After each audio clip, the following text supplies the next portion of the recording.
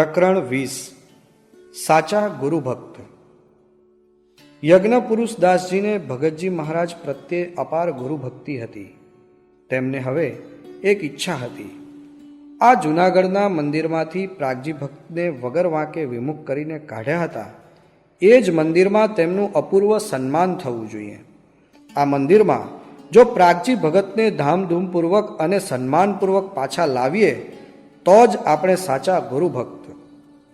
તેથી પ્રાગજી ભક્તને જૂનાગઢમાં જન્માષ્ટમીના સમયા ઉપર તેડાવવા માટે તેમણે આચાર્ય મહારાજને વિનંતી કરી। આચાર્ય મહારાજે તે માન્ય રાખીને પ્રાગજી ભક્તને જૂનાગઢ આવવા માટે આજ્ઞાપત્ર લખ્યો। આ પત્ર લખાયો એટલે યજ્ઞપુરુષ દાસજીએ ભગતજી મહારાજમાં હેતવાળા સૌ હરિભક્તોને આ સમાચાર આપ્યા।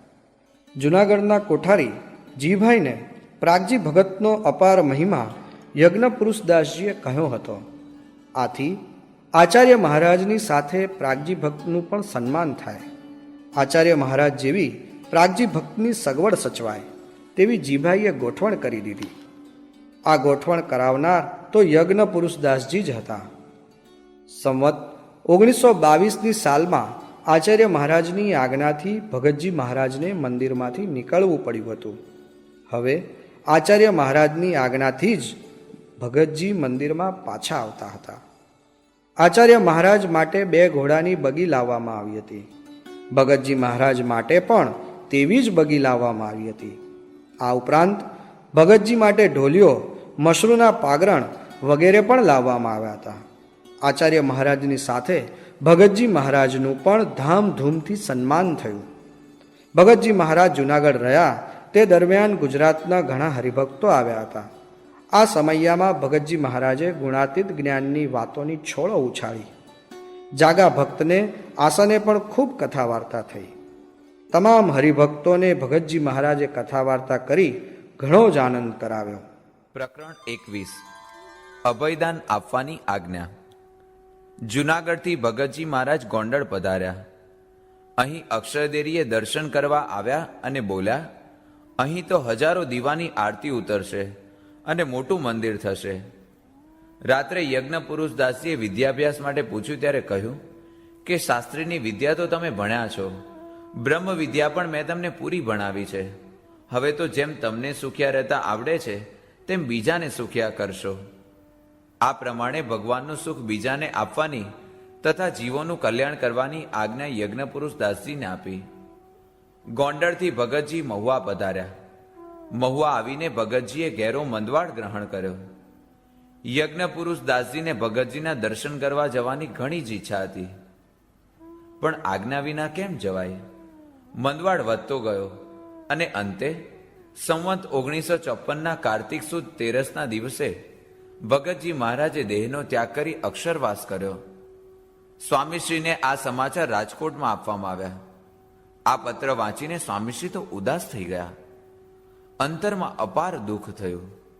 ભગતજી મહારાજને છેલ્લે મળાયું પણ નહીં, તેમની સેવા પણ થઈ નહીં અને ભગતજી ચાલ્યા ગયા। આપણું જીવન ગયું। આવી ઉદાસીનતામાં સ્વામીશ્રી કુવા પાસે બેઠા હતા। ત્યાં જ ભગતજી મહારાજે સ્વામીશ્રીને પ્રત્યક્ષ દર્શન આપ્યા। હાથમાં ગુલાબ અને મોગરાનો હાર હતો। તે સ્વામીશ્રીને પહેરાવ્યો અને બોલ્યા, આમ ઉદાસ કેમ થયા છો? હું કાંઈ ગયો છું? હું તો તમારામાં અખંડ રહ્યો છું। ભગતજીના દર્શન થતાં જ સ્વામીશ્રીનો શોક દૂર થઈ ગયો। તેમના દર્શનથી જ અંતરમાં આનંદ થઈ ગયો। આ પછી સ્વામીશ્રી જૂનાગઢ પધાર્યા। જાગા ભક્ત પાસે આવ્યા। જાગા ભક્તે ઘણી જ જ્ઞાન વાતો કરી તેમને શાંતિ પમાડી। સ્વામીશ્રીએ જાગા ભક્તને કહ્યું, સ્વામી, ભગતજીની છેલ્લી સેવા માટે હું મહુવા ન જઈ શક્યો તેનું મને દુઃખ થાય છે। જાગા ભક્ત તેમની ગુરુભક્તિ જોઈ રાજી થયા અને કહ્યું, તમે શોક ન કરશો, હું ધામમાં જઈશ ત્યારે છેલ્લી સેવા માટે તમને બોલાવીશ। આ સાંભળીને સ્વામીશ્રીને શાંતિ થઈ। સ્વામીશ્રીની વધતી જતી મહત્તા નહીં સહન થતા કેટલાક સંતો અદેખાઈથી વારંવાર આચાર્યશ્રીને ફરિયાદ કરતા। આચાર્ય મહારાજે ન છૂટકે સ્વામીશ્રીને પોતાની પાસે બોલાવી લીધા। આથી સ્વામીશ્રીનો વિદ્યાભ્યાસ બંધ થયો। સંવત 1955માં આચાર્ય શ્રી વિહારીલાલજી મહારાજ ધામમાં પધાર્યા।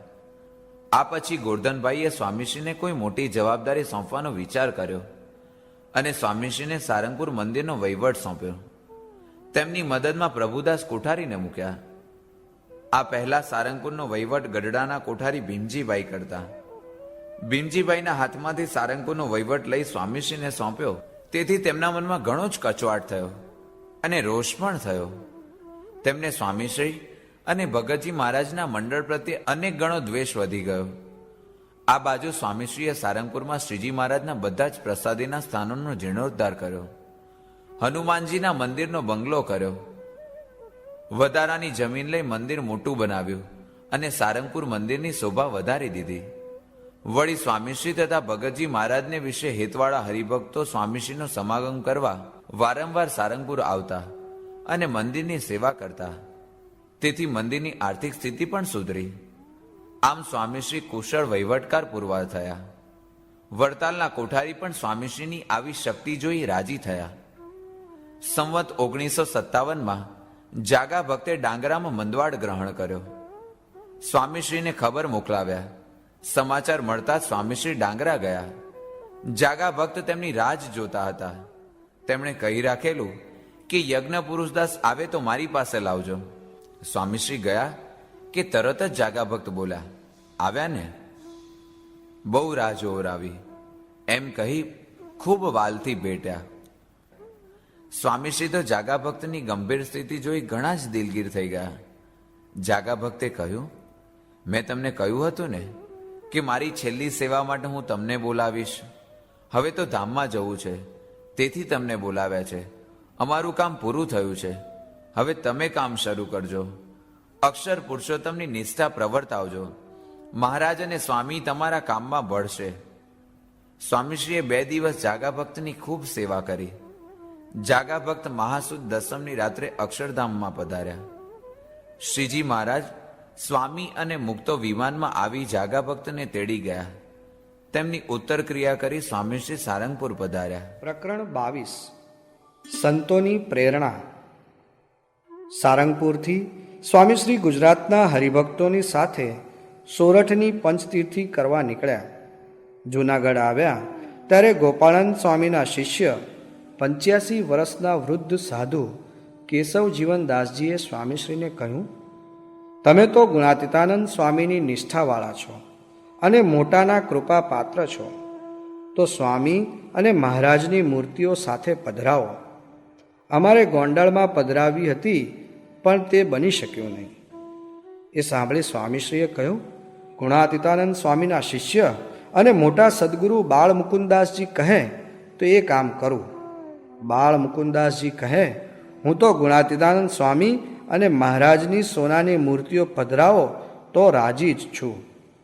આ સાંભળી સ્વામીશ્રીના સંકલ્પને વેગ મળ્યો. આ અગાઉ જૂનાગઢમાં જાગા ભક્તે સ્વામીશ્રીને કહ્યું હતું કે તમે મહારાજ ને સ્વામીની મૂર્તિઓ શિખરબદ્ધ મંદિરમાં પધરાવો. સ્વામીશ્રી કહે, અમારે 1 પૈસાનું પત્તું જોઈતું હતું તો કોઠારમાં માંગવું પડે તો લાખો રૂપિયાના મંદિર કેમ થાય? ત્યારે જાગા ભક્તે કહ્યું હતું કે અક્ષર અને પુરુષોત્તમની ઉપાસના સ્થાપવાનો મહારાજનો સંકલ્પ છે, માટે તમે પ્રવૃત્તિ કરો. તમે સંકલ્પ ન કરો તો તમારી ખોટ, અને અમે પૂરા ન કરીએ તો અમારી ખોટ. જાગા ભક્તના કોલથી આ કાર્ય પાર પાડવા સ્વામીશ્રી ઉત્સુક બની ગયા હતા, પરંતુ એવો યોગ્ય સમય આવે ત્યાં સુધી ધીરજ રાખી કાર્ય કરવાનો નિર્ણય સ્વામીશ્રીએ કરી લીધો હતો. હવે તેમનું કાર્ય અક્ષર પુરુષોત્તમની નિષ્ઠા પ્રવર્તાવવાનું હતું. આ માટે તેઓ ગુજરાત અને સૌરાષ્ટ્રમાં વખતો વખત ફરતા. આબાલ વૃદ્ધ સૌ તેમનામાં આકર્ષાતા. તેઓ તેમને અક્ષર પુરુષોત્તમની ઉપાસના દ્રઢ કરાવતા. તેમની રાત દિવસની આ પ્રવૃત્તિમાં કદી તેમને ઊંઘ, આળસ કે થાક જણાતા નહીં. સારંગપુરથી સ્વામીશ્રી વારંવાર ગુજરાત જતા, તેથી દ્વેષી સાધુએ તેમના વિરુદ્ધ ફરિયાદ કરવા માંડી કે યજ્ઞપુરુષદાસજી સારંગપુરમાં કામ છોડીને ગુજરાતમાં ફર્યા કરે છે, તેથી મંદિરનું કામ બગડે છે, માટે સ્વામીશ્રીની પ્રવૃત્તિ ઉપર અંકુશ રાખવો જોઈએ. પણ આ બાજુ સારંગપુરનો વહીવટ સુધર્યો હતો. આવક પણ વધી હતી. કામમાં ઘણી પ્રગતિ હતી. તેથી આ ફરિયાદ કોઈને સાચી લાગી નહીં.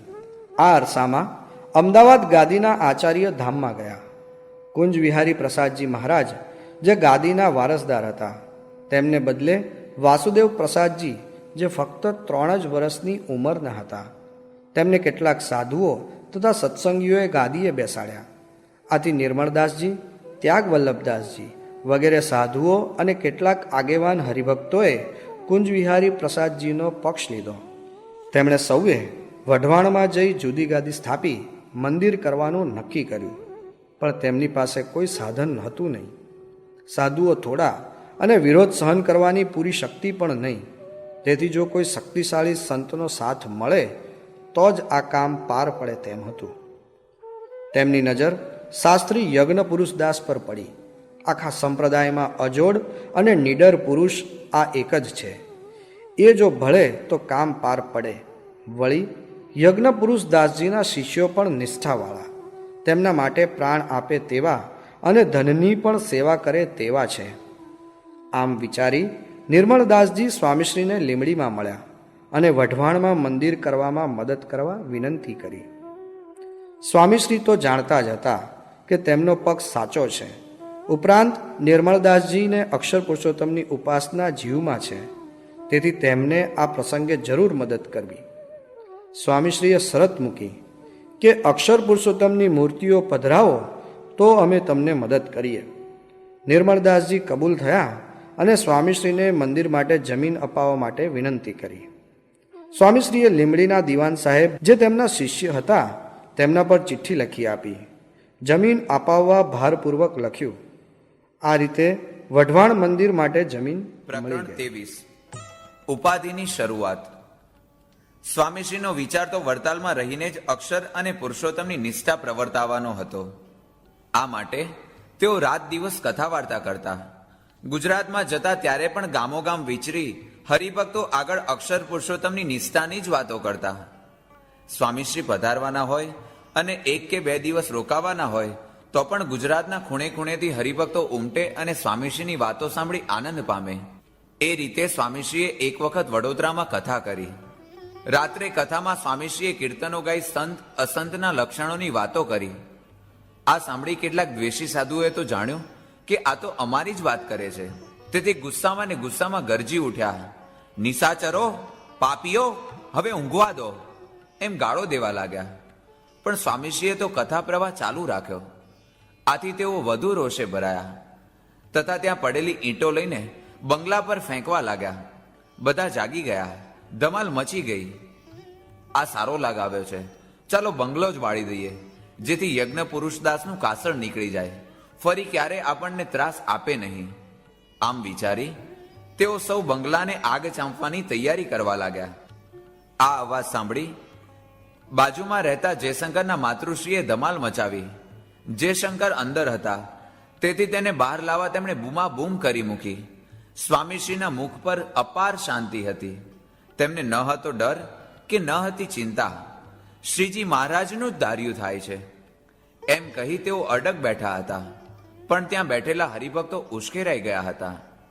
મોતીભાઈ જયશંકરભાઈને લઈને બહાર ગયા. તેમને સાધુઓએ બહાર નીકળવા દીધા. મોતીભાઈ તો દોડીને ઘનશ્યામભાઈ વૈદ્યને જગાડી આવ્યા. વૈદ્ય તરત જ ફોજદાર તથા પોલીસને લઈને ત્યાં આવી પહોંચ્યા. આ બાજુ આગ ચાંપવાની તૈયારીઓ ચાલતી હતી. ત્યાં જ ફોજદાર આવ્યા. ફોજદારે કહ્યું કે મંદિરના બારણા ખોલો, નહીતર હું તોડીને અંદર આવીશ. ડરના માર્યા બારણા ખોલી સૌ સાધુઓ ભાગ્યા અને જ્યાં ત્યાં સંતાઈ ગયા. ઈંટ, પથરા અને તૂટેલા કાચો જોઈ ફોજદારે કાગળિયા કર્યા. સ્વામીશ્રીને પગે પડી કહ્યું, તમે સાધુઓના નામ આપો એટલે એમને પકડી લઉં. સ્વામીશ્રી કહે, અમારે કોઈની સામે ફરિયાદ કરવી નથી, અમારે કોઈ પર વેર નથી, માટે તમે કંઈ પગલાં લેશો નહીં. ફોજદાર સ્વામીશ્રીની સાધુતા જોઈ નમી પડ્યા. સ્વામીશ્રી મોતીભાઈ સાથે તેમની હોસ્ટેલમાં પધાર્યા. ત્યાંથી સારંગપુર આવ્યા.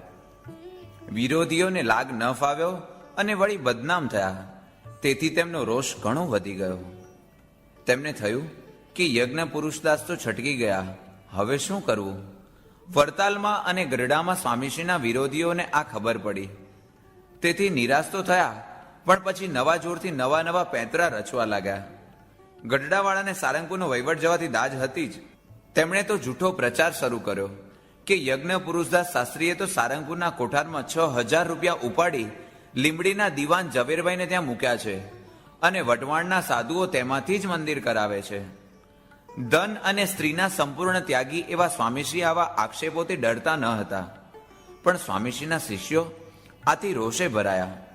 રાત દિવસ કથા વાર્તામાં જ જીવન ગુજારતા, મહારાજ અને સ્વામીનો મહિમા પ્રવર્તાવવા માટે જ કાર્ય કરતા, કોઈ પણ પ્રત્યે રાગદ્વેષ ન રાખતા. સ્ત્રી ધનના અષ્ટ પ્રકારે ત્યાગી એવા આ મહાન સંત સ્વામીશ્રી પ્રત્યે આવો દ્વેષ, આવો તિરસ્કાર, આ કેમ સહન થાય? ગુજરાતના હરિભક્તોએ ગોરધનભાઈ કોઠારીને કાગળ લખી જણાવી દીધું, સાધુઓમાં શાસ્ત્રી યજ્ઞ પુરુષદાસજી વિરુદ્ધ રાગદ્વેષ બહુ જ વધતો જાય છે. માટે અમને પૂછ્યા વિના તેમના અંગે કોઈ પણ નિર્ણય લેશો તો એનું પરિણામ સારું નહીં આવે.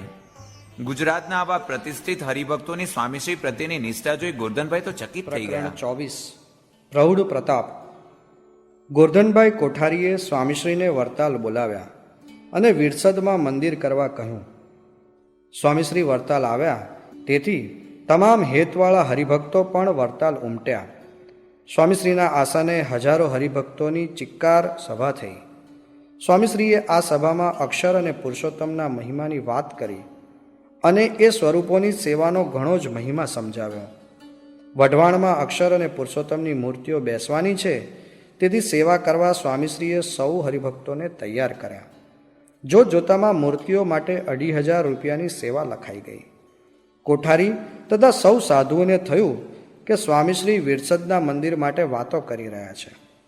આ પછી સ્વામીશ્રી અમદાવાદ પધાર્યા અને નિર્મળદાસ સ્વામીને બોલાવીને વાત કરી કે મૂર્તિઓની કિંમત અમે આપીશું, તેથી મૂર્તિઓ કરાવવા જયપુર જવાનું થાય ત્યારે અમારો માણસ જયપુર આવશે અને અમારા નકશા પ્રમાણે મૂર્તિઓ કરાવશે. આ પ્રમાણે પાકી ગોઠવણ કરી ગોંડલના કડિયા પુરુષોત્તમ દાસને જયપુર મોકલ્યા. બીજી મૂર્તિઓ માટે નિર્મળદાસજી વડોદરા ગયા. સ્વામીશ્રીએ કોઠારી જેઠા ભગતને ભલામણ કરી. વડોદરાના મંદિરમાં તેમને બધી સગવડ કરાવી આપી. જેઠા ભક્તે પણ સ્વામીશ્રીની આજ્ઞાથી તેમનો શિર સાટે પક્ષ રાખ્યો. તે પછી સ્વામીશ્રી ભરૂચ પધાર્યા. અહીં 1 દિવસની વચનામૃતની પારાયણ કરી. આ વખતે આખા ગુજરાતમાંથી 1,000 જેટલા હરિભક્તો આવ્યા હતા. સ્વામીશ્રીએ આ પ્રસંગે સંત એ જ મોક્ષનું દ્વાર છે એ સિદ્ધાંત પર ઘણી જ વાતો કરી. આ સમાચાર વરતાલ પહોંચતા દ્વેષીઓના પેટમાં તો તેલ રેડાયું. યજ્ઞ પુરુષદાસજીની પાછળ હજાર હરિભક્તો દોડે, રસોઈ આપે, સેવા કરે, અને આપણી પાસે 5 હરિભક્તો પણ ન આવે. આ કેવું?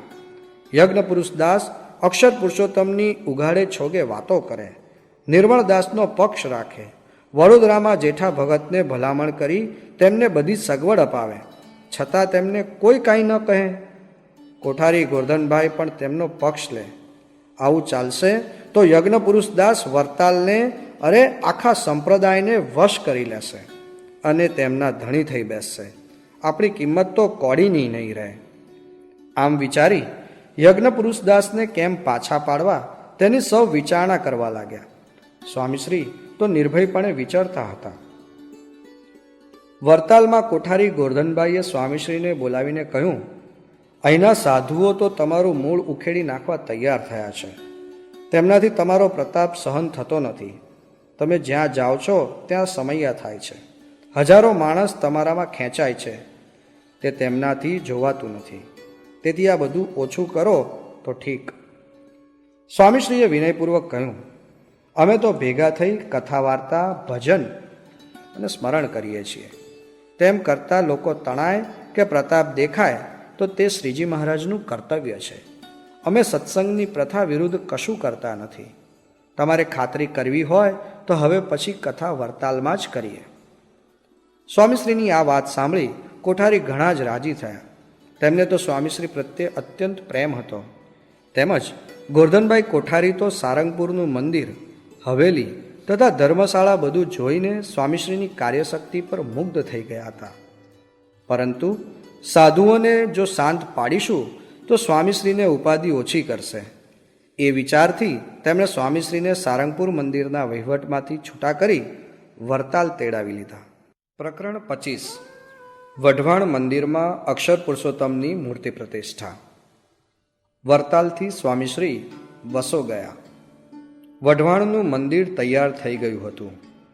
વઢવાણના મંદિરની મૂર્તિ પ્રતિષ્ઠા પ્રસંગે અક્ષર પુરુષોત્તમની નિષ્ઠાવાળા સૌ હરિભક્તોને તેમણે વઢવાણ જવા આજ્ઞા કરી.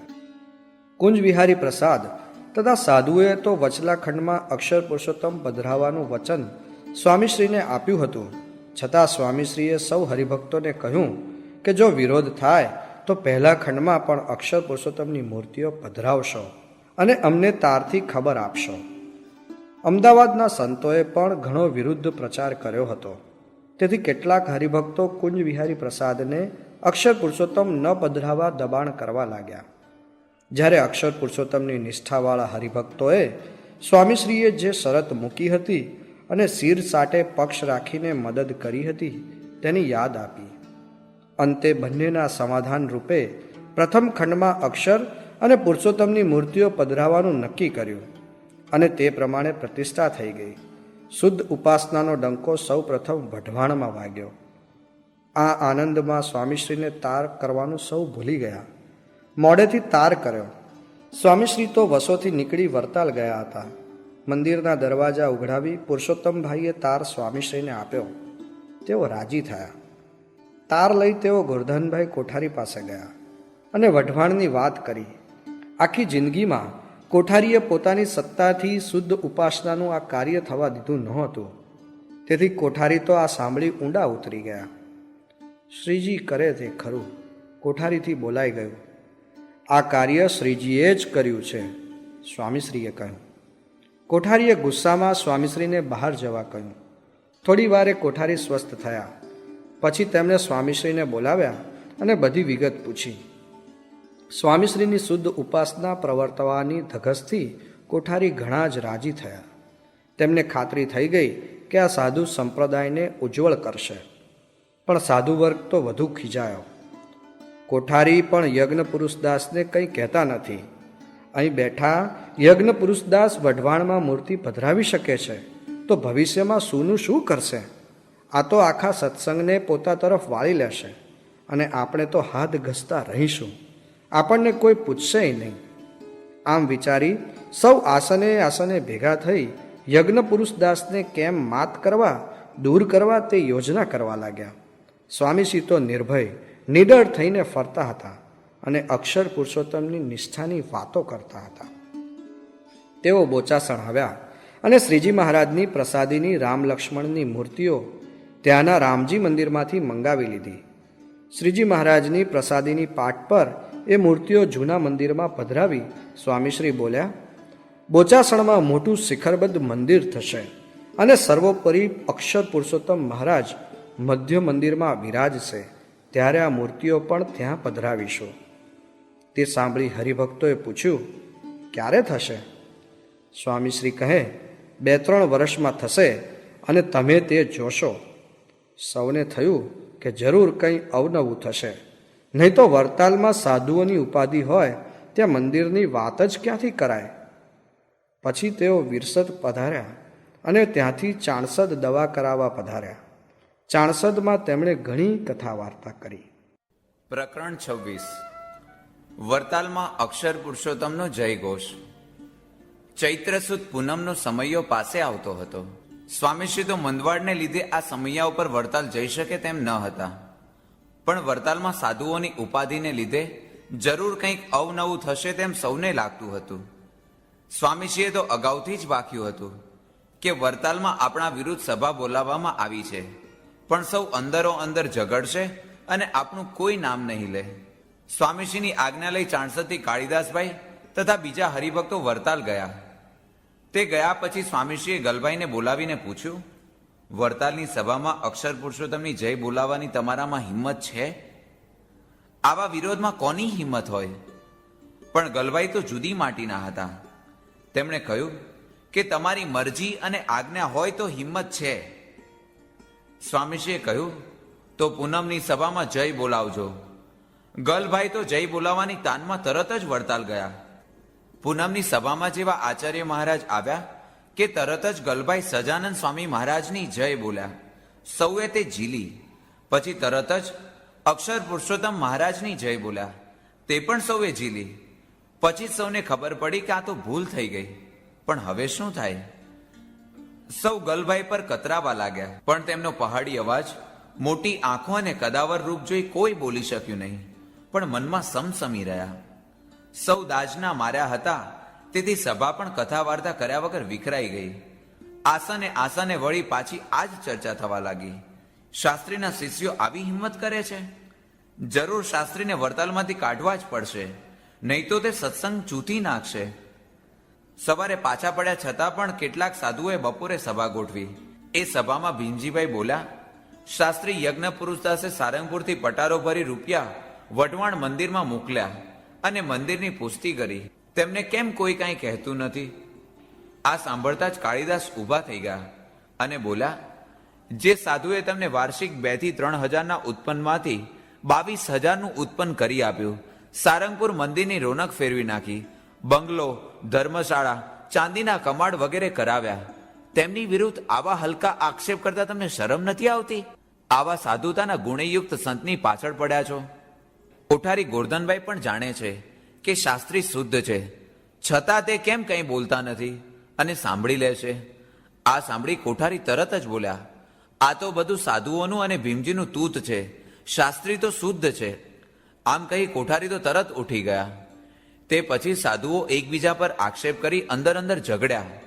સ્વામીશ્રીના વચનો સાચા પડ્યા અને કંઈ ઉપાધિ થઈ નહીં. 27 વિરોધનો વંટોળ. હવે પછીની વચનામૃતની કથા સ્વામીશ્રીએ વડતાલમાં જ રાખી. આ પ્રસંગે આખા ગુજરાતમાંથી હરિભક્તો આવ્યા. વડતાલના ઘણા સાધુઓ અને કોઠારી ગોરધનભાઈ પણ સ્વામીશ્રીની વાતો સાંભળવા આવતા. એક દિવસ કોઠારી ખુશાલ ભગતે ગોરધનભાઈને કહ્યું, તમે બંડિયા સાથે શા માટે ભળો છો? સ્વામીશ્રીનો ખુલ્લો પક્ષ કોઠારી રાખતા તે કોઈને રૂચતું નહીં. કોઠારીએ તો તરત જવાબ આપ્યો, વડતાલના 2000 સાધુઓમાં શાસ્ત્રી યજ્ઞ પુરુષદાસજી જેવો સર્વ પ્રકારે ધન સ્ત્રીનો ત્યાગી મેં હજુ સુધી કોઈ દીઠો નથી. તેની વાતો મને સાકરના કટકા જેવી મીઠી લાગે છે, તેથી હું અહીં આવું છું. આ સાંભળી ખુશાલ ભગતે તો ચાલવા જ માંડ્યું. સ્વામીશ્રીએ પોતાનું આસન ગોરધનભાઈ કોઠારીના આસન પાસે જ રાખ્યું હતું અને વળી સ્વામીશ્રીની પાછળ પાછળ મોટેરા હરિભક્તો હોય જ, તેથી સ્વામીશ્રીને કોઈ કાંઈ કરી શક્યું નહીં. સ્વામીશ્રીને વિશે હેતવાળા હરિભક્તો રસોઈ આપે અને સેવા કરે, તેથી હરિભક્તોને પણ કાંઈ કહેવાય નહીં. આથી સાધુઓ મનમાં ઘણા ધૂંધવાયા. આચાર્ય લક્ષ્મીપ્રસાદ નાની ઉંમરના અને રજોગુણી હતા. ગોરધનભાઈ કોઠારીની સૂચનાથી સ્વામીશ્રીએ તેમને સારું વર્તન રાખવાનો ઉપદેશ આપ્યો હતો. તે તેમને ગમ્યો નહોતો, તેથી તેમને પણ સ્વામીશ્રી પ્રત્યે અસદભાવ થયો હતો. આથી સ્વામીશ્રી પ્રત્યે સાધુઓના ગેરવર્તન બાબત આચાર્ય કાંઈ કહેતા નહીં. સાધુઓ તો સ્વામીશ્રીની કથાઓમાં વિક્ષેપ કેમ પડે તે યુક્તિઓ શોધવા લાગ્યા. કેટલાકે તો હરિભક્તોની સભા આગળ મરચાની ધૂણી કરી. આથી સૌને ઉઠી જવું પડે. ત્યાંથી હરિભક્તો બીજે બેસે તો ત્યાં સભા આગળ જ પાણી ભરેલું માટલું લાવી ઢોળે, જેથી સભા વિખરાઈ જાય. પણ સ્વામીશ્રી કે હરિભક્તો ડગતા નહીં. પ્રકરણ 28 વિષમ દેશકાળ. આવો જબ્બર વિરોધ સ્વામીશ્રી પ્રત્યે હોય, તેઓ વડતાલમાં રહે તે જ જેમને પસંદ ન હોય, તેમને જોતા જ રોષનો અગ્નિ ભભૂકતો હોય, એવા સંજોગોમાં સ્વામીશ્રીને વડતાલ કેમ રહેવા દેવાય?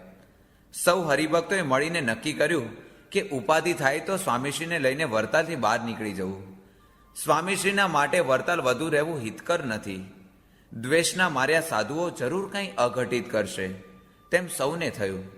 આથી સંવત 1962ની કાર્તિકી પૂનમના સમયે સ્વામીશ્રીના હેતવાળા બધા જ હરિભક્તો વડતાલ આવ્યા હતા. તેઓ સ્વામીશ્રીથી ઘડી પણ છૂટા પડતા નહીં. આથી સ્વામીશ્રીનો ઘાટ ઘડવાનો સંકલ્પ કરી બેઠેલાઓને લાગ ફાવ્યો નહીં. તેઓ વધુ ખીજાયા. હરિભક્તોએ સ્વામીશ્રીને વિનંતી કરી કે તમે ભંડારે જમવા જશો નહીં. સ્વામીશ્રીએ ભારપૂર્વક કહ્યું, સાધુને તો હંમેશા ભંડારે જ જમવું જોઈએ, આસને નોખું જમાય જ નહીં. હરિભક્તોની વિનવણી તેમણે માની જ નહીં. બારસના પારણાની ખીચડી જમવા તેઓ ભંડારમાં પધાર્યા. હરિભક્તો ચિંતાતુર બની બહાર ઊભા રહ્યા. સ્વામીશ્રીના પત્તરમાં ખીચડી પીરસાઈ. તેમાં તો કાતિલ ઝેરની તીવ્ર વાસ આવતી હતી. સ્વામીશ્રી તો સમજી ગયા, પણ પ્રસાદીનો અનાદર કેમ થાય? તેથી થોડું જમીને ઉઠી ગયા. બહાર આવતા જ સ્વામીશ્રીને લથડિયું આવ્યું. બે હરિભક્તો હાથ પકડી તેમને આસને લાવ્યા. તેમનું ગળું બળવા લાગ્યું. હરિભક્તોએ ઘી લાવી પાયું. સ્વામીશ્રીએ કહ્યું, મને કંઈ જ થશે નહીં, તમે કંઈ ચિંતા કરશો નહીં. યજ્ઞ પુરુષદાસને તો કંઈ થયું જ નહીં, એ તો ઝેર પણ પચાવી ગયા. હવે બીજો પેંતરો રચવો પડશે, જેથી હવે તો તે બચવા જ ના પામે. આસુરી ભાવવાળાઓએ નવી યોજના ઘડી કાઢી. હવે જો શાસ્ત્રી યજ્ઞ પુરુષદાસ જમવા આવે તો ધક્કો મારીને મોટા ચૂલમાં જ ફેંકી દેવા, જેથી બળીને ભસ્મ થઈ જાય અને સાલ જાય. કૌરવોએ લક્ષાગૃહમાં પાંડવોને સળગાવી દેવાનો પ્રપંચ કર્યો, પણ પાંડવોની ભગવાને રક્ષા કરી. તેમ આ પ્રપંચ પણ એળે ગયો. સ્વામીશ્રી ભંડારે જમવા ગયા. પાછળ 15 શૂરવીર હરિભક્તો હતા. તેમની હાજરીમાં તો કંઈ થઈ શકે નહીં. તેથી સાધુએ તેમને કહ્યું, તમે અહીંથી ચાલ્યા જાઓ. હરિભક્તો કહે, જ્યાં સુધી શાસ્ત્રી યજ્ઞ પુરુષદાસ જમીને બહાર નહીં આવે ત્યાં સુધી અમે તસુ પણ ખસીશું નહીં. સાધુઓ હરિભક્તોને ધક્કા મારીને ખસેડવા માંડ્યા. આ ધક્કા મૂકીનો લાભ લઈ પાછળ ઉભેલા 5 હરિભક્તો ભંડારમાં દાખલ થઈ સ્વામીશ્રીને ઉચકીને બહાર નીકળી ગયા. કોઈને ખબર ન રહી અને થોડો વખત ધમાસણ ચાલ્યું અને થોડો વખત ઘમાસાણ ચાલ્યું અને થોડો વખત ગમસાણ ચાલ્યું.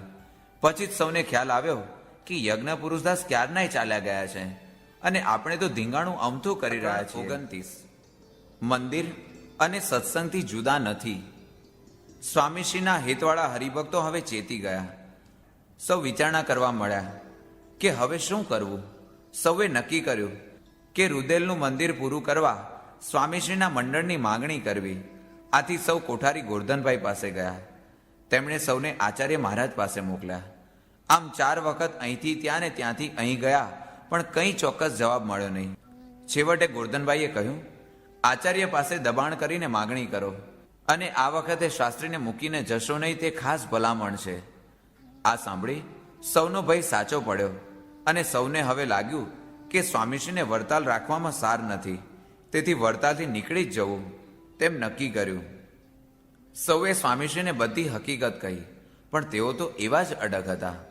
તેમણે કહ્યું, દેહ પડે તો ભલે, પણ છૂટા પડવાની વાત જ કરશો નહીં. અને ભગતજી મહારાજે મને કહ્યું છે કે તમારા કટકા કરી નાખશે તો હું સાંધી દઈશ, પણ વડતાલનો દરવાજો છોડશો નહીં. સ્વામીશ્રીના આ શબ્દોથી સૌ વધુ મૂંઝાયા. પૂનમને દિવસે સવારમાં શ્રી કૃષ્ણજી અદા આવ્યા. તેમણે બધી વાત સાંભળી. સ્વામીશ્રીને એકાંતમાં લઈ જઈ વાતચીત કરી. સ્વામીશ્રીએ તેમને પણ ભગતજી મહારાજે કહી હતી એ જ વાત કરી. અદાશ્રી કહે, તમે કહો છો તે સાચું, પણ શ્રીજી મહારાજે શિક્ષાપત્રીમાં દેશકાળ અનુસાર વર્તવાની આજ્ઞા કરી છે, માટે આપે અહીં રહેવું જ નહીં. અદાશ્રીની વાત સાંભળી સ્વામીશ્રી વિચારી રહ્યા. ગુણાતીતાનંદ સ્વામીના મહાકૃપાપાત્ર અને અક્ષરધામના આવા મુક્ત આવી આજ્ઞા કરે, માટે મહારાજની પણ એવી જ ઈચ્છા જણાય છે. એમ વિચારી સ્વામીશ્રીએ હાથ જોડી અદાશ્રીને કહ્યું, આપ બોલ્યા તે સાક્ષાત ભગતજી મહારાજ બોલ્યા તેમ હું જાણું છું, માટે આપની ઈચ્છા પ્રમાણે કરીશ. આ સાંભળી અદા રાજી થયા અને સ્વામીશ્રીને આશીર્વાદ આપ્યા. હરિભક્તોને પણ નિરાંત થઈ. સમયો પૂરો થયા પછી સ્વામીશ્રીના હેતવાળા તમામ હરિભક્તો આચાર્ય મહારાજ પાસે ગયા અને સ્વામીશ્રીના મંડળને બોચાસણ મોકલવા માગણી કરી. લક્ષ્મી પ્રસાદજીએ તો ગુસ્સે થઈ કહ્યું, એને કોણ ચિઠ્ઠી આપે? બધો દેશ પડ્યો છે, જ્યાં જવું હોય ત્યાં જાય. આવા આકરા શબ્દો સાંભળી હરિભક્તો ખૂબ જ દુઃખી થયા. હવે તો સ્વામીશ્રીએ નીકળવું જ જોઈએ એમ સૌને લાગ્યું. સ્વામીશ્રીને આસને આવી બધી વાત કરી. થોડીવાર વિચારી સ્વામીશ્રી બોલ્યા, આપણે મંદિર અને સત્સંગથી જુદું પડવું નથી, પણ કદાચ મહારાજની મરજી હોય તો બહાર નીકળવું પડે. એ પછી પુરુષોત્તમદાસ સ્વામીને ત્યાં રોકાવા આજ્ઞા કરીને કહ્યું, કદાચ આપણા મંડળને ચિઠ્ઠી મળે તો લઈને આવજો, ને ન મળે તો એમને એમ આવીને અમને મળજો. પ્રકરણ 30 અજાત શત્રુ. સ્વામીશ્રી તો જાણતા જ હતા કે શ્રીજી મહારાજની ઈચ્છાથી જ આવા સંજોગો ઉત્પન્ન થયા છે. અક્ષર અને પુરુષોત્તમની શુદ્ધ ઉપાસના પ્રવર્તાવવાનું કાર્ય તેમણે કર્યું, તેથી જ ઉપાધિ થઈ છે. એટલે તેમને અંતરમાં દુઃખ ન હતું. દુઃખ એક જ વાતનું હતું કે શ્રીજી મહારાજના મહાપ્રસાદીના આ દિવ્ય સ્થાનમાં પણ શ્રીજીની શુદ્ધ ઉપાસનાની વાત થઈ શકતી ન હતી. સ્વામીશ્રી 5 સંતો સાથે મંદિરમાં હરિકૃષ્ણ મહારાજની મૂર્તિ આગળ આવ્યા અને હરિકૃષ્ણ મહારાજને પ્રાર્થના કરી, હે મહારાજ, અમારે તો જુદા પડવાનો સંકલ્પ જ નથી, પણ જો આપ અમને અહીંથી જુદા પાડતા હો તો આપ અમારી સહાયમાં રહેજો અને અખંડ ભેગા રહેજો. એમ કહી સ્વામીશ્રી હનુમાનવાળા દરવાજેથી 5 સંતો અને 150 જેટલા હરિભક્તો સાથે બહાર નીકળ્યા. વડતાલની શોભા જેવા આવા મહાન સંત જવાથી વડતાલ જાણે સૂનું પડી ગયું. ગોમતી તળાવને રસ્તે ગામના પોલીસ પટેલ કિશોરભાઈ મળ્યા. તેમણે જાણ્યું કે સ્વામીશ્રીને વડતાલથી બહાર નીકળવું પડ્યું છે, એટલે તે દોડતા મંદિર તરફ ગયા. ત્યાં સ્વામીશ્રીને પ્રણામ કરીને કહ્યું, સ્વામી, તમને જે ઉપાધિ કરતા હોય તેના નામ આપો તો હું તેમને નડિયાદની જેલ ભેગા કરી દઉં. સ્વામીશ્રીએ કહ્યું, આપણે એવું કાંઈ કરવું નથી. આપણે તો સાધુના ધર્મ પ્રમાણે અપમાનો સહન કરીને પણ સત્સંગ કરાવવો છે. કિશોરભાઈ આ સાંભળીને સ્વામીશ્રીની સાધુતા પર નમી પડ્યા અને તેમને માટે ગાડું મંગાવી તેમાં બેસીને જવા વિનંતી કરી. સ્વામીશ્રીએ તેમનો પ્રેમ જોઈ વિનંતી સ્વીકારી. વડતાલમાં ખબર પડતી ગઈ તેમ તેમ હરિભક્તોના ટોળે ટોળા હાર લઈ સ્વામીશ્રીને મળવા આવ્યા. થોડી વારમાં તો હારનો ઢગલો થઈ ગયો. પછી સ્વામીશ્રી ત્યાંથી નીકળ્યા. સામે ગાય મળી. તે જોઈ સ્વામીશ્રી બોલ્યા, શુકન સારા થાય છે. સૌને વિદાય આપતા સ્વામીશ્રીએ કહ્યું, તમે વડતાલમાં ઠાકોરજીને જે જે ધર્માદો અને રસોઈ આપતા હો, પૂનમ કરતા હો, તે બધુંય ચાલુ રાખજો. મંદિર અને ઠાકોરજી આપણા છે, આપણે તેમનાથી જુદા પડતા નથી. સ્વામીશ્રી કરમસદ આવ્યા. ત્યાંથી બોચાસણ પધાર્યા. સ્વામીશ્રી સાથે 5 જ સાધુ હતા, પણ તે બધા જ શૂરવીર અને સ્વામીશ્રીને માટે માથું આપે તેવા હતા. દેહના સુખને કે માન અપમાનને ગણકારે તેવા ન હતા. તે સૌએ સ્વામીશ્રીને માટે ઘણી ઉપાધિઓ સહન કરી હતી. કોઈને માથે ધગધગતી ચૂલાની રાખ નાખવામાં આવી હતી, તો કોઈને મોટો સોયો પહોંચવામાં આવ્યો હતો. આમ છતાં કોઈને તેમણે નહોતી ફરિયાદ કરી કે નહોતા ઝાંખા પાડ્યા, તેમજ કોઈની સાથે ઝઘડા પણ ન હતા. તેમણે તો કેવળ સહન જ કર્યું હતું. આવા સંતોના પ્રેમભર્યા સાથથી સ્વામીશ્રીના કાર્યને ઘણો જ વેગ મળ્યો હતો. પ્રકરણ 31. શુદ્ધ ઉપાસનાના મંદિરો. સંવત 1962ના ફાગણ સુદ પૂનમે સંવત 1962ના ફાગણ સુદ પૂનમનો સમયો આણંદમાં ઉજવવાનું નક્કી કર્યું. હજુ પણ વિરોધીઓનો વિરોધ શમ્યો ન હતો. આ સમયો ન ભરાય તે માટે તેમણે ઘણી મથામણ કરી. હરિભક્તોને સમજાવવા ઘણા પ્રયત્નો કર્યા, પણ બધા વ્યર્થ. સમયમાં 800 જેટલા હરિભક્તો આવ્યા હતા. સૌએ સ્વામીશ્રીને જુદું મંદિર કરવા વિનંતી કરી. સ્વામીશ્રી કહે, વડતાલ સાથે કદાચ સમાધાન થાય માટે હમણાં મંદિર ન કરવું. આમ છતાં હરિભક્તોએ ખૂબ આગ્રહ કર્યો અને મંદિર માટે સેવા નોંધવાનું શરૂ કર્યું. જોત જોતામાં 40,000 રૂપિયા લખાઈ ગયા. સ્વામીશ્રીએ કહ્યું, હવે સેવા લખાવવાનું બંધ કરો, પછી ખૂટશે તો સેવા લઈશું. સેવા તો લખાઈ ગઈ, પણ મંદિર ક્યાં કરવું? સૌએ પોતાના ગામમાં મંદિર કરવા આમંત્રણ આપ્યું, પણ સ્વામીશ્રીએ તો બોચાસણ પર પોતાની પસંદગી ઉતારી. શ્રીજી મહારાજે કાશીદાસ મોટાને આ ગામમાં મંદિર કરવા કોલ આપ્યો છે, તેથી મહારાજની મરજી મુજબ અહીં જ મંદિર કરવું, એમ સ્વામીશ્રીએ કહ્યું. સૌએ તે માન્ય રાખ્યું અને થોડા જ વખતમાં બોચાસણ મંદિર માટે જમીન પણ લઈ લીધી. સ્વામીશ્રી આણંદ પધાર્યા ત્યારે જગતગુરુ શંકરાચાર્ય માધવ તીર્થ પણ ત્યાં આવ્યા હતા. શાસ્ત્રી યજ્ઞપુરુષદાસ જેવા વિદ્વાન પોતાનામાં ભળે તો વડતાલવાળાઓને શાસ્ત્રાર્થમાં હરાવી શકાય એવા વિચારથી તેમણે સ્વામીશ્રીને મળવાની ઈચ્છા બતાવી. સ્વામીશ્રી તેમનો આશય સમજી ગયા અને કહેવરાવ્યો કે અમે અને વડતાલવાળા એક જ છીએ. માધવ તીર્થનો હેતુ પાર ન પડ્યો, પરંતુ તેમને શાસ્ત્રીજી મહારાજની વડતાલ પ્રત્યેની લાગણી માટે ઘણું જ માન થયું. તેઓ બોલ્યા, આખા સંપ્રદાયમાં વિદ્વત્તા અને સાધુતા બંનેમાં શાસ્ત્રી યજ્ઞપુરુષદાસનો જોટો નથી. 32. કથિરમાંથી હીરો. બોચાસણ ગામના મુખી હીરાબાઈ કાશીદાસ મોટાના વંશના હતા, પણ તે ઘણા જ માથાભારે અને બોચાસણમાં જ નહીં પણ આખા ચરોતર જિલ્લામાં ત્રાસદાયક હતા. ચોરી, લૂંટફાટ, ખૂન વગેરે ઘણા પાપો કરતા તે જરા પણ અચકાતા નહીં. તેમની વિરુદ્ધ જો કોઈ ફરિયાદ કરે કે સાક્ષી આપે તો તેનું આવી જ બન્યું સમજો. એ હતો ન હતો થઈ જાય. આખો ચરોતર જિલ્લો તેના નામથી થરથર કંપતો. પોલીસોની પણ હિંમત નહોતી કે તેને હાથ અડાડે. આ હીરાભાઈએ સ્વામીશ્રીને મંદિરમાં રસોઈ આપી. સ્વામીશ્રીએ તેમની રસોઈ લીધી. સૌ સંતોને જમાડ્યા, પણ પોતે જમવાની ના કહી. હીરાભાઈ આવ્યા. સ્વામીશ્રીએ તેમને કહ્યું, તમે વર્તમાન ધરાવી સત્સંગી થાવ તો અમે જમીએ, એવી શરત મૂકી. સ્વામીશ્રીની આંખ સામે જોતા જ હીરાભાઈમાં પરિવર્તન થઈ ગયું. તેણે બધા જ પાપ અને કુકર્મ મૂકી સત્સંગી થવાનું નક્કી કર્યું. તરત જ તેમણે સ્વામીશ્રી પાસેથી વર્તમાન લીધા. સ્વામીશ્રીના આ કાર્યથી આખા ગુજરાતમાં સૌ વિસ્મય પામ્યા.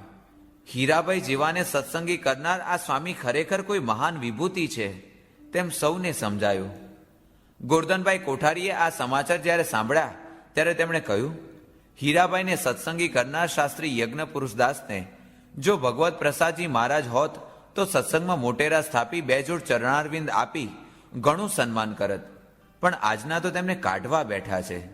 હીરાભાઈને પણ આ સાંભળી સ્વામીશ્રીનો મહિમા સમજાયો. પ્રકરણ 33 ગુણાતીતની આણ. બોચાસણમાં હીરાભાઈ જેવા સત્સંગી થયા તેથી વિરોધીઓ વધુ ખીજાયા.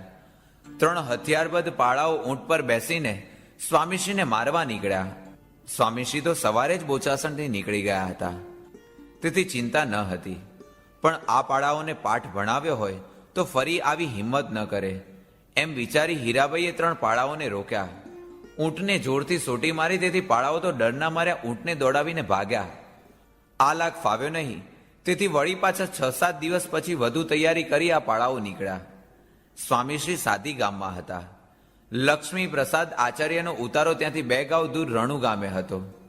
સ્વામીશ્રી સાદીમાં છે એ ખબર પડતા જ પાળાઓ સાદી તરફ આવવા નીકળ્યા. સ્વામીશ્રીએ સવારે ઓચિંતા જ આશાભાઈને કહ્યું, અમારે પાદરા જવું છે તો હમણાં ડમણિયું જોડી લાવો. આશાભાઈએ આગ્રહ કર્યો કે સ્વામી જમીને જાઓ તો સારું. સ્વામીશ્રી કહે, બીજા સાધુઓને જમાડજો, અમે તો પાદરા જઈને જમીશું. ત્યાંથી નીકળી સ્વામીશ્રી પાદરાને બદલે સેજા કુવા પધાર્યા. પાળાઓ સાધી આવ્યા ત્યારે તેમને આ રીતે આવેલા જોઈ મહીજી દાદા તો ખૂબ ખીજાયા. તેમણે પાળાઓને ગાળો દીધી અને ધમકાવ્યા. એટલી વારમાં તો ગામની ભાગોળે જઈ કોઈએ તેમના બાંધેલા ઊંટની દોરી છોડી અને ઊંટને તગેડી મૂક્યા. પણ મંદિરના કોઠારીએ કહી દીધું કે શાસ્ત્રી તો પાદરા ગયા છે. આથી તેઓએ પાદરાનો રસ્તો લીધો. અહીં હરિભક્તોને ચિંતા થઈ કે હવે શું થશે? આ લોકો તો પાદરા પહોંચશે અને સ્વામીશ્રીને મારશે તો? પણ સ્વામીશ્રીની ચિંતા તો શ્રીજી મહારાજ અને ગુણાતીતાનંદ સ્વામી અખંડ કરતા હતા. આ જ વખતે કાઠિયાવાડમાં આવેલા ગામ મોટા ગોખરવાડામાં હરિભક્ત અરજણભાઈને ગુણાતીતાનંદ સ્વામીએ દર્શન આપ્યા. સ્વામી તેમને ઘેર પધાર્યા. ધોતિયાનો કચ્છ વાળ્યો હતો. અરજણભાઈએ તો ઉઠીને સ્વામીને દંડવત કર્યા અને ઘરમાં પધારવા વિનંતી કરી. સ્વામીએ કહ્યું, આટાણે અવાય એવું નથી. મારા ભક્તને ગુજરાતમાં ઉપાધિ આવી છે, તેથી તેમની રક્ષા કરવા જાઉં છું. એમ કહી સ્વામીશ્રી અદ્રશ્ય થઈ ગયા. પાળા પાદરા પહોંચ્યા. અહીં સ્વામીશ્રીને ન જોયા એટલે નિરાશ થઈને ભૂખ્યાને તરસ્યા પાછા સાધી આવવા નીકળ્યા. સાધી આગળ આવ્યા ત્યાં સામેથી ભેંસનું ટોળું મોટું આવતું હતું. ઊંટને જોઈ ભેંસો ભડકી ને આમ તેમ દોડવા લાગી. ટોળામાંની કેટલીક ભેંસો ઊંટ સાથે ભટકાઈ, તેથી ઉપર બેઠેલા પાળાઓ પણ પડી ગયા. તેમને સખત વાગ્યું. અંતે ગામમાંથી ગાડું ભાડે કરી પાળાઓ રણુ ભેગા થયા. આમ સ્વામીશ્રીની શ્રીજી મહારાજે રક્ષા કરી. પ્રકરણ 34 બોચાસણમાં પ્રથમ અક્ષર પુરુષોત્તમ મંદિર. વિરોધીઓની ઉપાધિ છતાં બોચાસણ મંદિરનું ખાતમુહૂર્ત નિર્વિઘ્ને પૂરું થયું. પછી મંદિરના પાયા ખોદવાનું કામ ચાલુ કર્યું. સ્વામીશ્રી પોતે પણ આ સેવામાં જોડાયા. તમામ સંતો અને હરિભક્તો અતિ અપાર ઉત્સાહથી સેવા કરવા મંડી પડ્યા.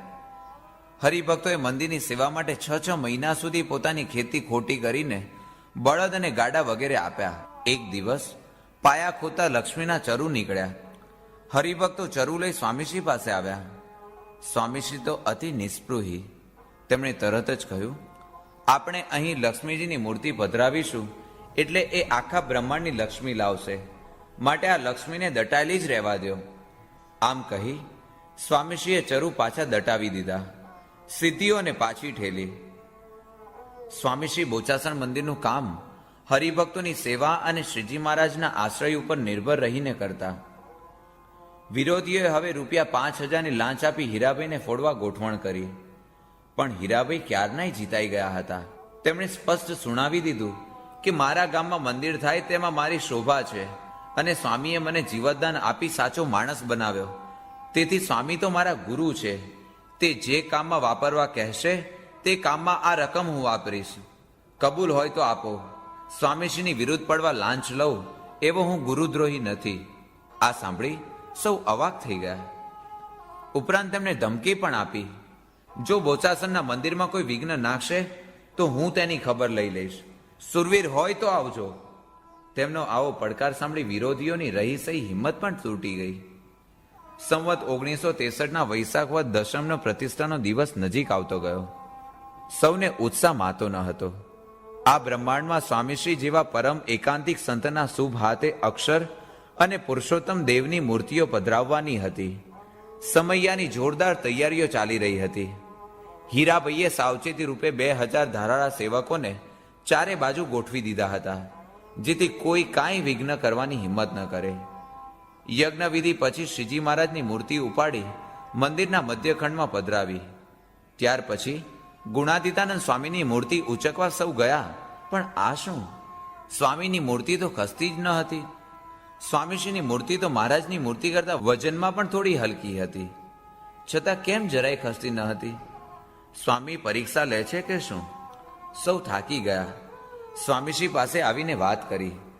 તેઓ તરત જ યજ્ઞશાળામાં આવ્યા અને ગુણાતીતાનંદ સ્વામીની મૂર્તિ આગળ પ્રાર્થના કરતા બોલ્યા, હે સ્વામી, તમારે માટે તો અમે વડતાલથી નીકળ્યા અને અપમાન તિરસ્કાર સહન કર્યા, તો હવે દયા કરીને મંદિરમાં બિરાજો. આમ કહી સ્વામીશ્રીએ તો ટાંકણું મૂર્તિ નીચે ભરાવ્યું કે તરત જ મૂર્તિ ઊંચી થઈ અને ઉંચકાઈ ગઈ. સૌએ તે મૂર્તિ મધ્ય મંદિરમાં શ્રીજી મહારાજની મૂર્તિની બાજુમાં પધરાવી દીધી. સ્વામીશ્રીના શુભ હસ્તે પ્રાણ પ્રતિષ્ઠા થઈ. બધે જય જયકાર થઈ ગયો. આ રીતે શ્રીજી મહારાજે કાશીદાસને બોચાસણમાં મંદિર કરવાનો કોલ આપ્યો હતો તે સ્વામીશ્રી દ્વારા પૂરો કર્યો.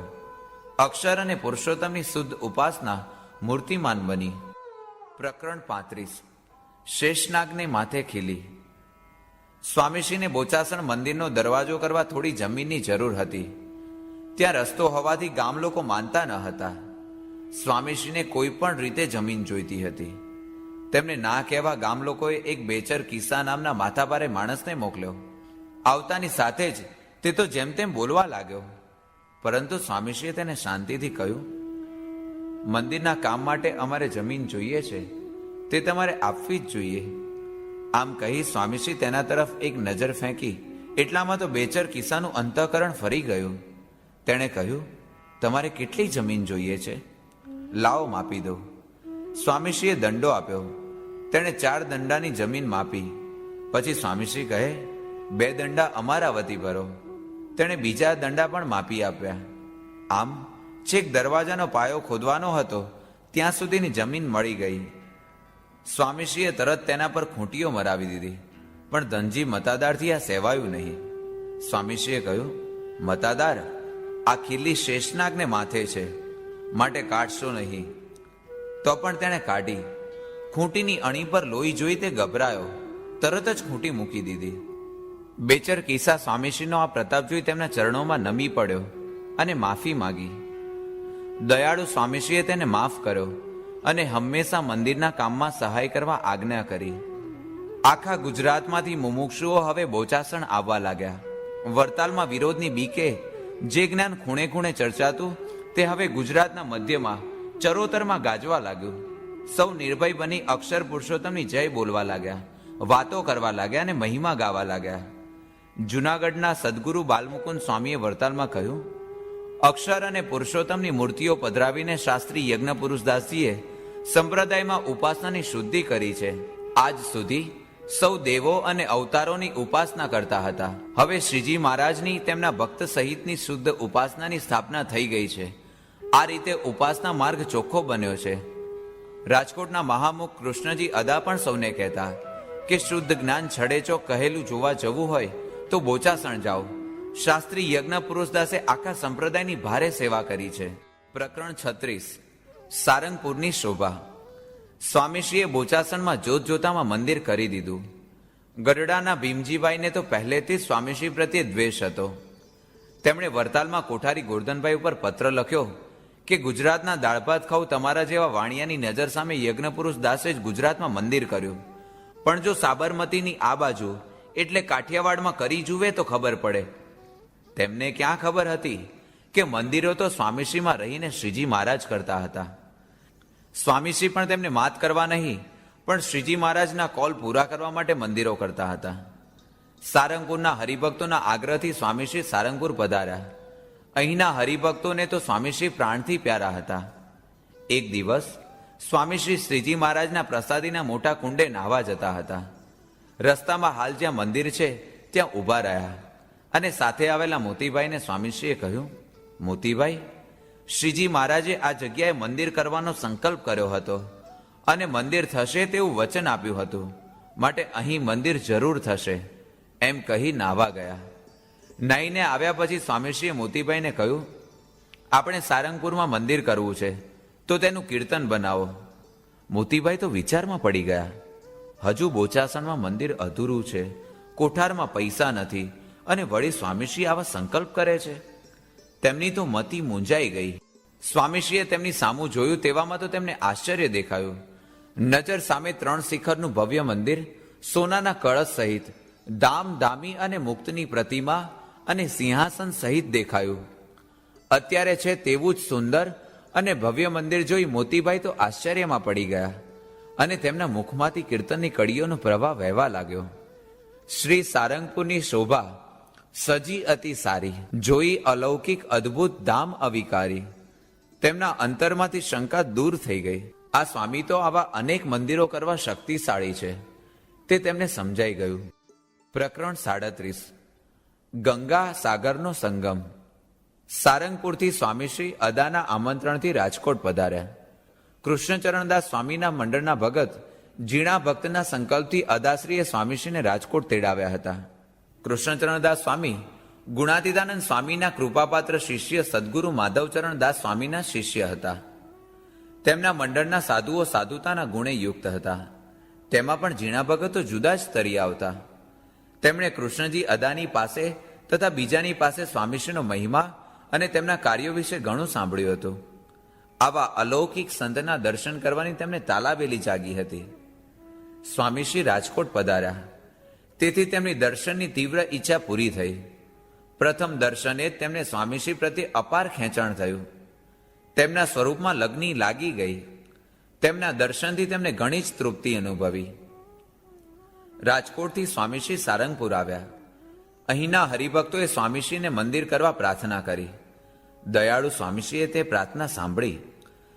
પીઠા ખાચરના ઓરડા વેચાતા લીધા. આ સમાચાર સાંભળી ભીમજીભાઈ કોઠારીની આંખો ફાટી.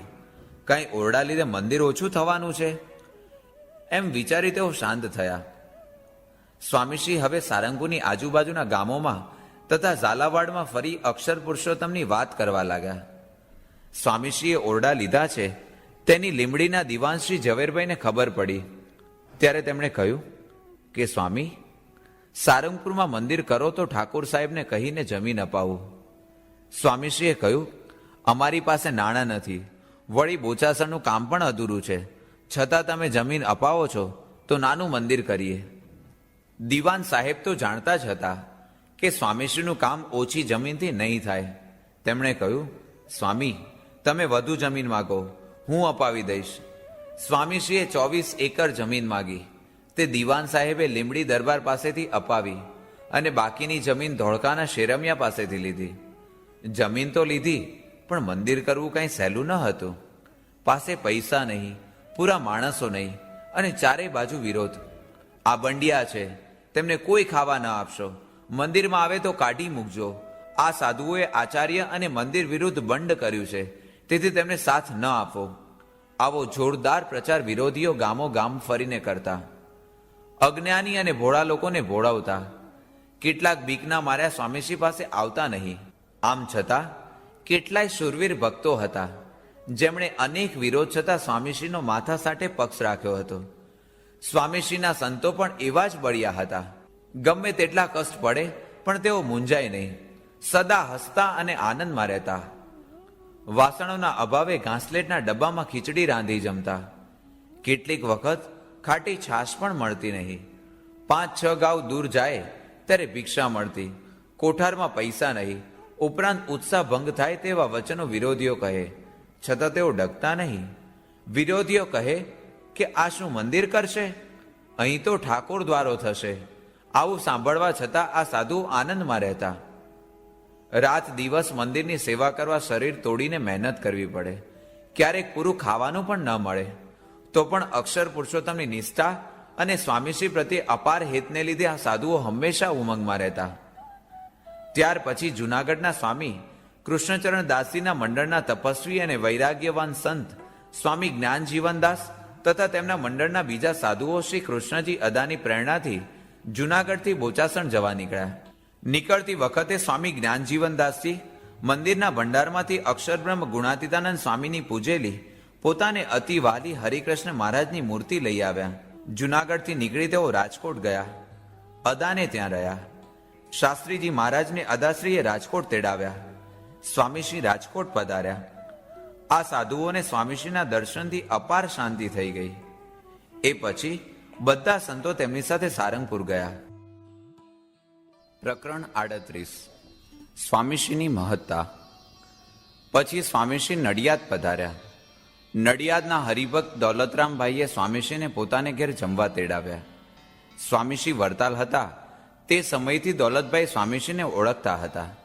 સ્વામીશ્રી પ્રત્યે તેમને અપાર માન હતું. તેઓ ગુજરાતી અને સંસ્કૃત સાહિત્યના પ્રખર વિદ્વાન હતા. વળી વડતાલ કમિટીના સભ્ય પણ હતા. સ્વામીશ્રી અક્ષર પુરુષોત્તમની ઉપાસના પ્રવર્તાવા વડતાલથી નીકળી ગયા તે તેઓ જાણતા હતા, પણ અક્ષર પુરુષોત્તમનું શું છે તે કદી જાણ્યું ન હતું.